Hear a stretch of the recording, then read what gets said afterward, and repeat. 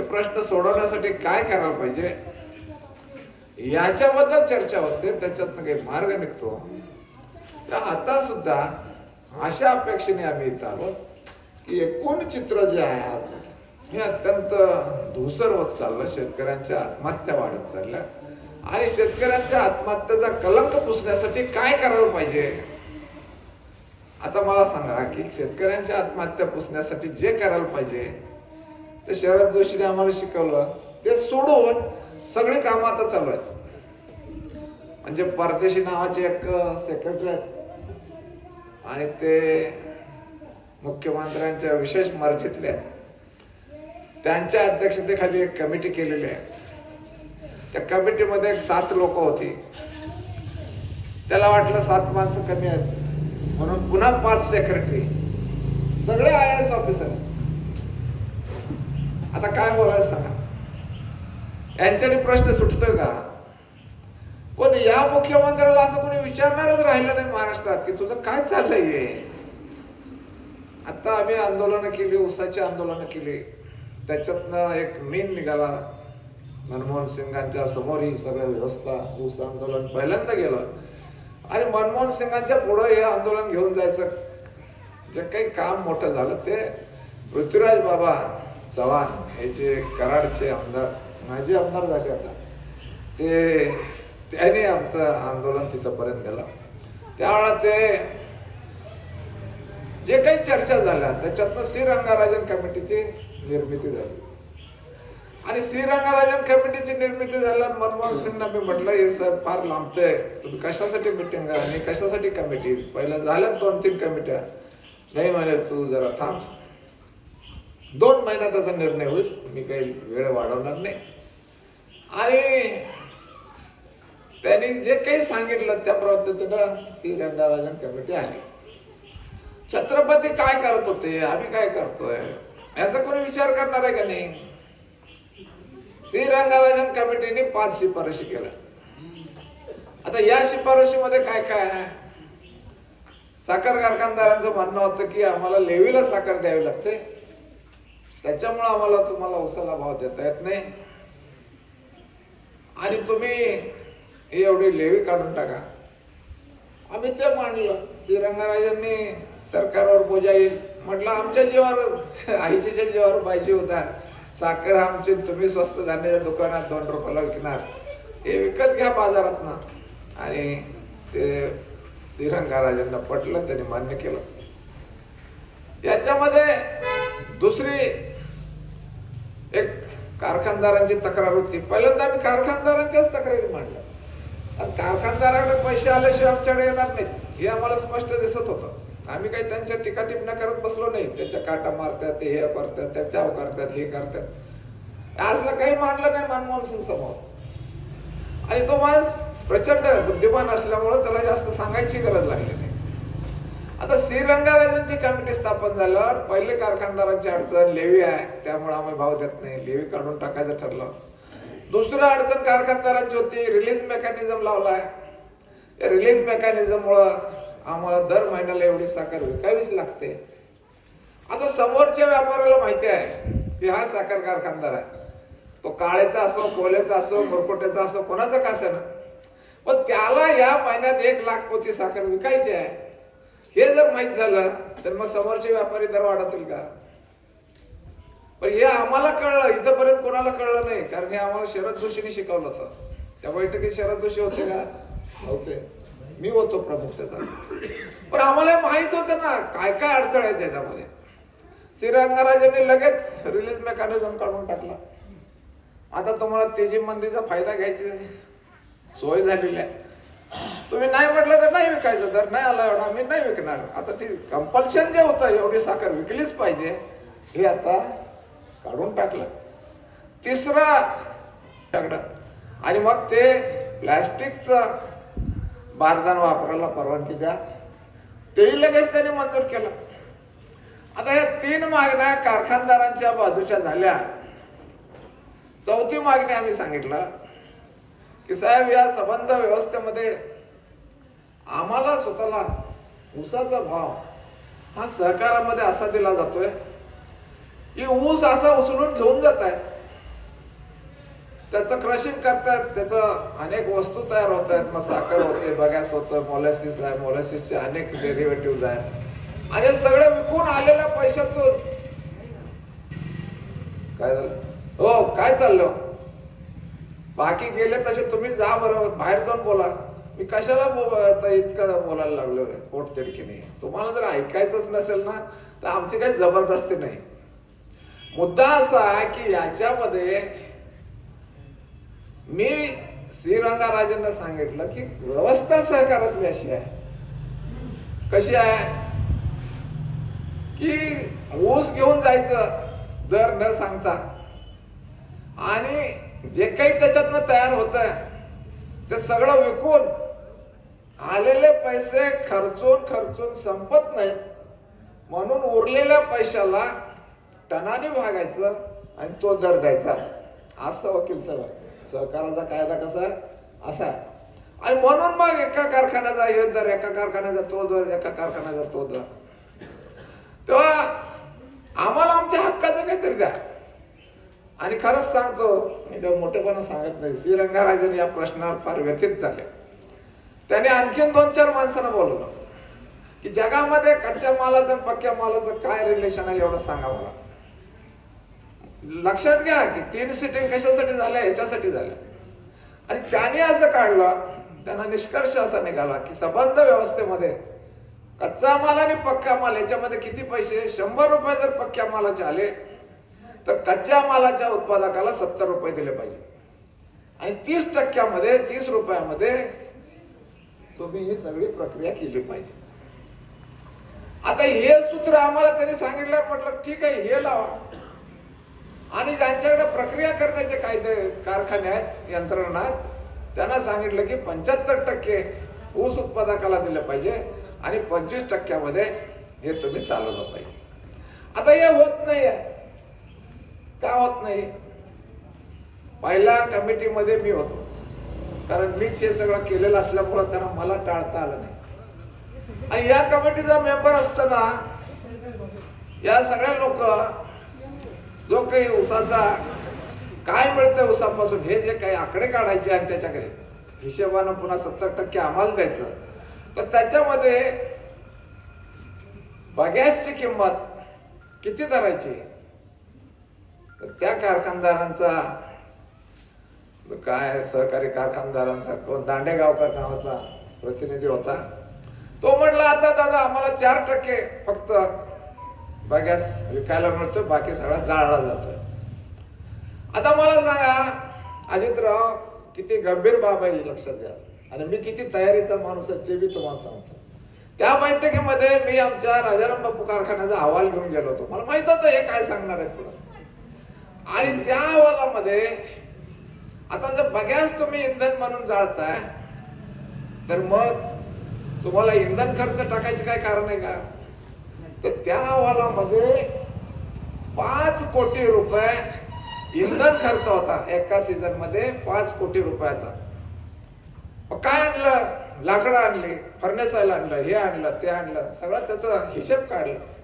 माझ्याजवळ अहवाल होता, मी अहवाल उचलला.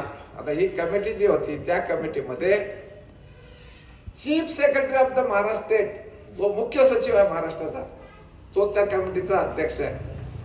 5 IAS ऑफिसर त्याच्यासह, साखर आयुक्त आहे, कोऑपरेटिव्हचा सचिव आहे, त्याच्यामध्ये ऍग्रिकल्चरचा आहे आणि इंडस्ट्रीचा. आता या 5 IAS ऑफिसरनी कमिटीचं स्थापना बघा, करणाऱ्यांचा हेतू उदात्त होता, हाय लेवल कमिटी म्हणतात आणि खरंच हाय लेवल आहे. चीफ सेक्रेटरी महाराष्ट्राचा जिचा अध्यक्ष आहे, 5 कारखाना प्रतिनिधी आहेत, 3 सहकारी कारखान्याचे आणि 2 खाजगी कारखान्याचे आणि 5 शेतकरी प्रतिनिधी. मी त्याच्यामध्ये होतो. आता या कमिटी 15 लोकांची, त्याच्यात राजू शेट्टी पण होते. माझ्याशिवाय या मुद्द्यावर कोणी बोललं नाही. लक्षात, मी तो अहवाल घेऊन उठून माझ्या खुर्चीवर चीफ सेक्रेटरीच्या खुर्चीवर गेलो. चीफ सेक्रेटरीला सांगितलं की हे बघा साहेब, इथं 5 कोटीचा इंधन खर्च टाकलेला आहे. ते चीफ सेक्रेटरी चाट पडला. आयुक्ताला म्हटलं अरे काय चाललंय काय, हे दादा काय म्हणतात हे बघ, हे दाखव, तू बघितलंस का अहवाल, कधी चेक तरी करता का तुम्ही? त्या साखर आयुक्ताची हजामत केली चीफ सेक्रेटरी.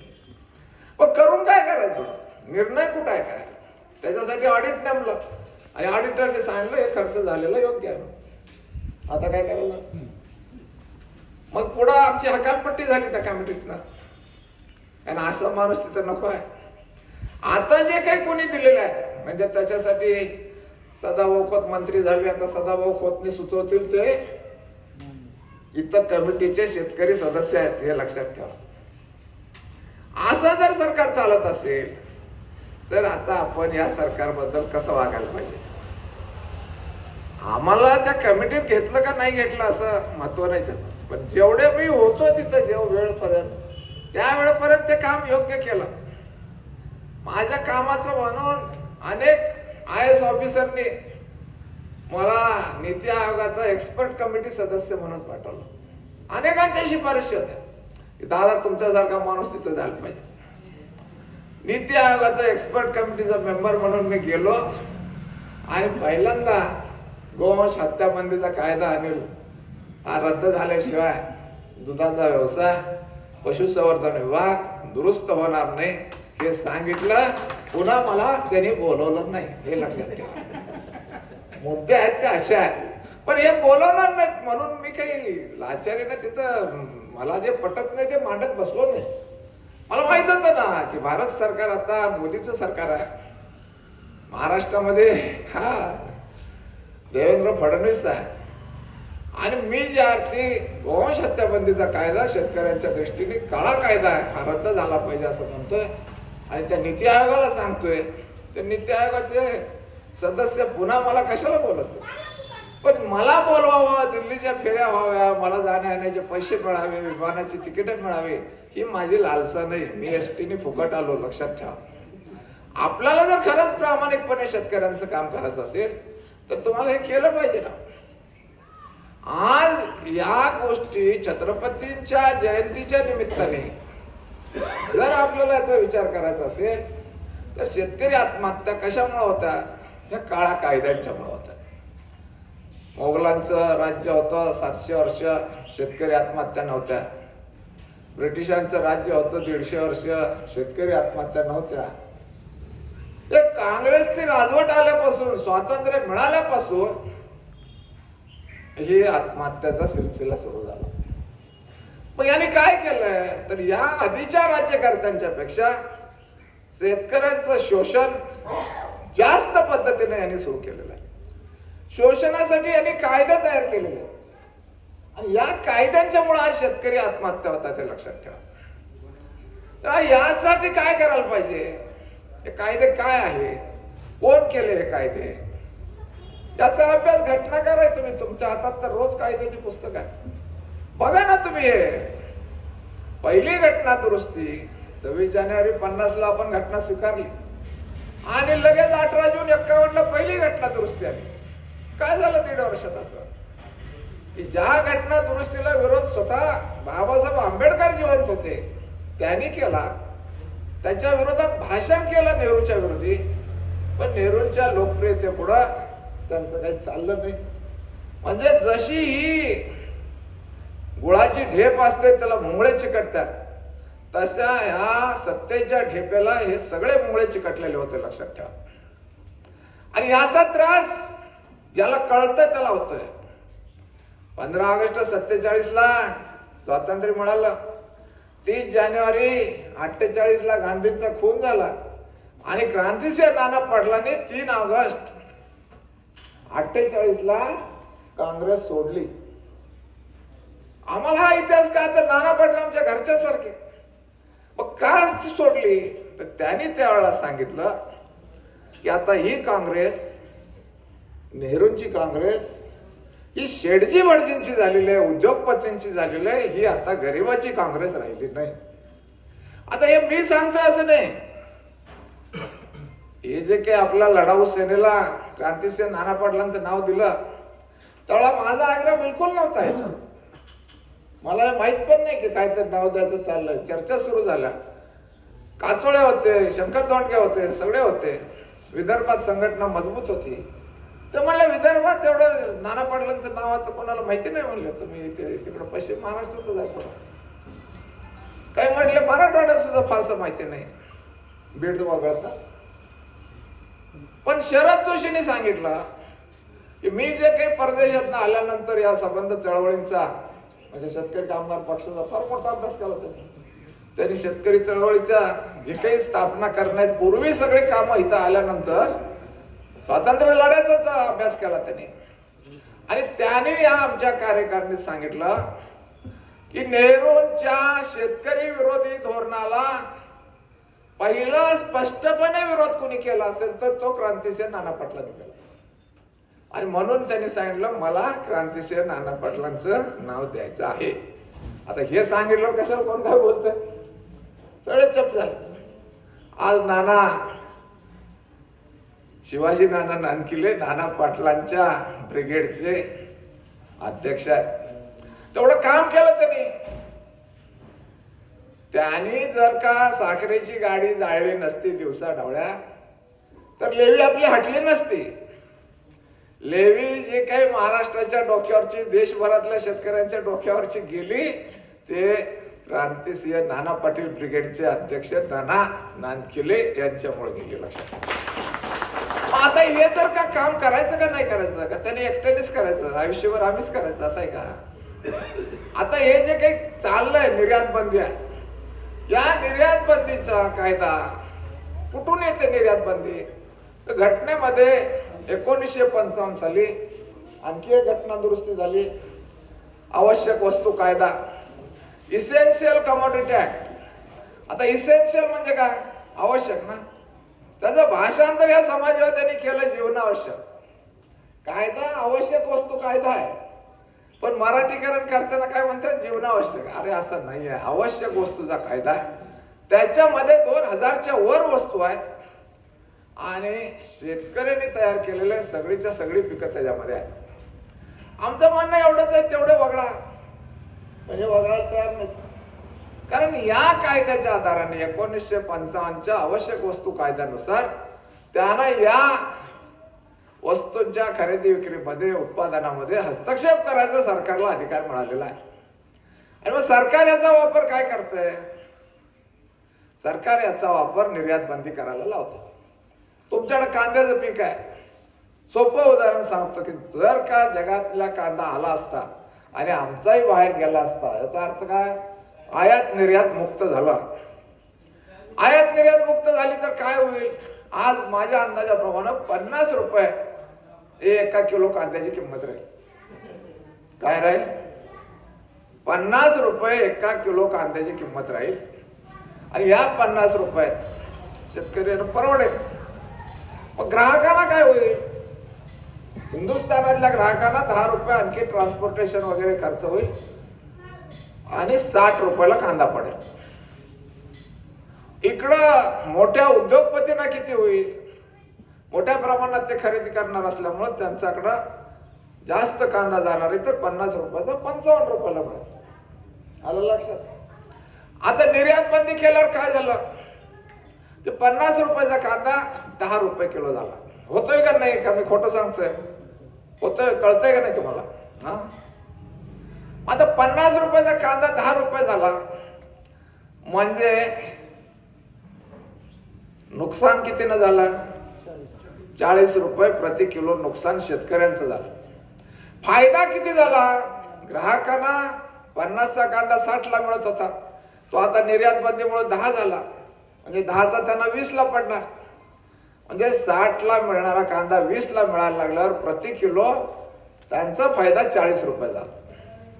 इकडे व्यापाऱ्यांना उद्योजकांना कांद्याचं निर्जलीकरण करून पावडर करून मसाले करून जे विकतायत त्यांना 65 रुपये पडत होते ते आता त्यांनाही 20 रुपयाला पडणार आहे. म्हणजे त्यांचे 40-42 रुपये फायदा झाला. आता ज्यांचा फायदा होतो, ज्यांच्याकडे शिल्लक माल राहतो ते पैसे कुठे ठेवतात, कुठे ठेवतो, शिल्लक ज्याच्याकडे राहते पैसे शिल्लक राहिले, तुमच्याकडे काही शिल्लक आहे का नाही, कुठं बँकेत ठेवतो. म्हणजे हा पैसा आपोआप बँकेत जातो, कोणी उशाला घेऊन झोपत नाही. कारण पैसा ही काही उशाला घेऊन झोपायची वस्तू नाही आहे. त्याला सुरक्षिततेच्या दृष्टीने आणि व्याजाच्या फायद्यासाठी माणसं हा पैसा बँकेत टाक. मग ग्राहकांचे ज्यांचे पैसे वाचतायत, कांदा खरेदीला कमी पैसे जात आहेत, किलो मागे 40-42 रुपये वाचतायत, तेही पैसे बँकेत येतात. ज्या उद्योगपतींना फायदा होतोय त्यांचे 40-42 रुपये हे बँकेत येतात. आणि बँकेत आलेले पैसे बँक काही ठेवून बसत नाही, तर बँकेला या ठेवीदारांना व्याज द्यायचं असतं आणि म्हणून पुन्हा कर्ज जाऊ देतात. लक्षात आलं? आता शेतकऱ्यांना कर्जाचा व्याजाचा दर काय?